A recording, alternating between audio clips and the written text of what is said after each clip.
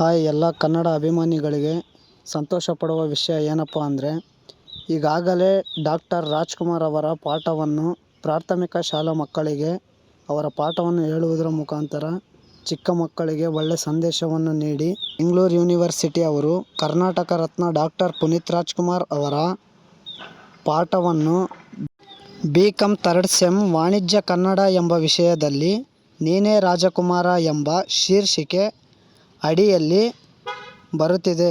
ಇಂತಹ ಒಂದು ಒಳ್ಳೆಯ ವಿಷಯವನ್ನು BCom ವಿದ್ಯಾರ್ಥಿಗಳು ಅಲ್ಲದೆ ಸಮಸ್ತ ನಾಡಿನ ಕರ್ನಾಟಕದ ಜನತೆ ಪುನೀತ್ ರಾಜ್ಕುಮಾರ್ ಅವರ ಮೌಲ್ಯ ಮತ್ತು ಗುಣಗಳನ್ನು ಅಳವಡಿಸಿಕೊಳ್ಳಬೇಕು.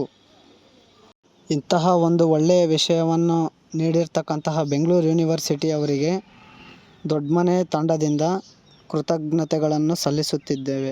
ಇಂತಹ ಒಂದು ಒಳ್ಳೆಯ ವಿಷಯ ಜಾರಿಗೆ ತಂದಿರೋದು ನಿಮ್ಮ ಪ್ರಕಾರ ಏನನ್ನಿಸುತ್ತೆ ಕಾಮೆಂಟ್ ಮುಖಾಂತರ ತಿಳಿಸಿ.